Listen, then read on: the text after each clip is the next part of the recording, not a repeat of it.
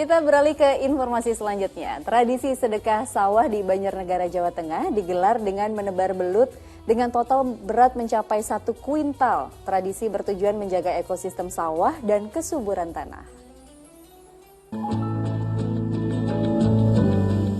Dengan berbondong-bondong, warga desa Banjarmangu, Banjarnegara, Jawa Tengah mengikuti tradisi sedekah sawah.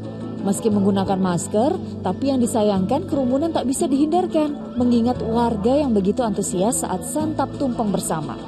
Sedekah sawah ditandai dengan menebar ribuan belut seberat 1 kuintal yang diletakkan dalam wadah berupa tanah liat. Tradisi ini bertujuan menjaga ekosistem sawah dan menjaga kesuburan tanah.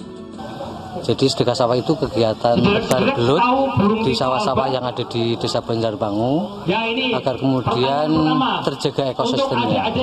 Karena belut ini akan menjadi salah satu indikator sawah tersebut terkontaminasi zat-zat kimia atau tidak. Ya ini biar keberkahannya rata sampai lama itu, terus ya mudah-mudahan panen nggak ada ruginya lah. Di tengah pandemi COVID-19, apapun tradisi yang digelar, jangan lupa menerapkan protokol kesehatan ya. Jangan sampai niat merayakan sukacita jadi berbuntut penyebaran virus. Mardianto melaporkan dari Banjarnegara, Jawa Tengah. Nah, ini menarik banget nih Ustaz, karena ternyata masih ada bentuk sedekah kepada alam. Meskipun dinamakan sedekah, tapi sejatinya adalah sebagai pemeliharaan ekosistem. Dan kebetulan Ustaz Erik juga kan di MUI ya Ustaz. Seperti apa pendapat Ustaz tentang kearifan lokal budaya masyarakat dalam menjaga lingkungannya? Ya, ini perlu kita lestarikan ya. Jadi kearifan lokal gitu ya. Saya di MUI juga di Lembaga Seni Budaya dan Peradaban Islam. Jadi intinya adalah semua kearifan lokal, seni budaya yang tidak melanggar syariat, ya dengan nilai-nilai positifnya semua kearifan lokal ini perlu kita jaga. Seperti tadi kan sebetulnya jelas sekali ya bahwa upacara atau yang tadi dilakukan itu untuk menjaga ekosistem ya.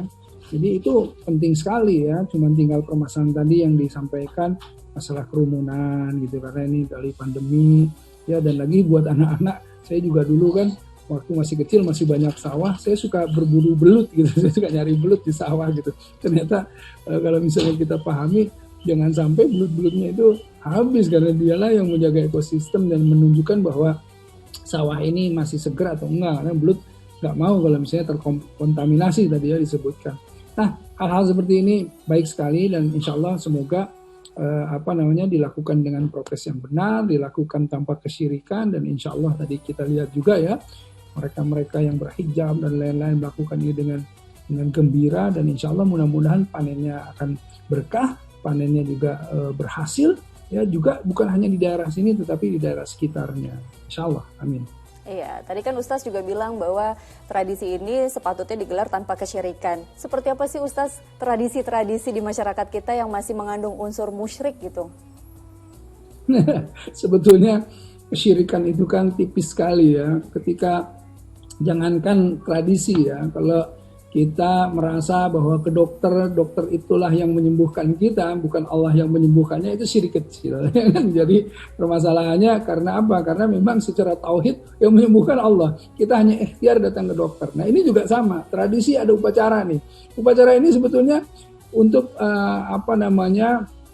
mengingatkan kepada semua bahwa kita perlu melakukan sesuatu secara bersama-sama, secara gotong royong, agar supaya kita tadi menjaga ekosistem dan lain-lain. Tapi ketika ini bergeser saja bahwa tradisi ini itu bukan untuk tadi permasalahan-permasalahan yang intinya adalah ikhtiar, tetapi mengganti dengan kalau tidak ada yang namanya sesajen, tidak ada yang namanya ini nanti akan gagal panen dan lain-lain. Nah itulah yang muncul kesyirikan, itulah yang harus kemudian kita tuntun bahwa mengembalikan kepada niat awalnya gitu. Biasanya kan niat awalnya sudah benar tapi ada yang belok-belokin biasanya gitu. Nah, jadi kami menuntun kembali bahwa tetap Allah Ar-Razzaq, Allah yang memberikan rezeki, Allah lah yang mempunyai kekuasaan untuk menentukan ini panen ini berhasil atau tidak. Tapi kita berikhtiar dengan apa? Dengan tasyakur binikmat, dengan tadi mengingatkan semua untuk menjaga ekosistem, dengan semuanya ayo hadir sama-sama mengingatkan bahwa ini belut ini penting, ini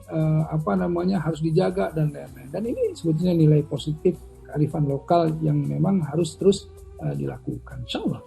Insya Allah. Dan disinilah pentingnya kehadiran tokoh agama gitu ya Ustaz ya, dan pemuka agama di sekitar masyarakat untuk menuntun mana yang masuk kategori syirik ataupun mana yang bisa dibilang ya tradisi yang harus kita lestarikan.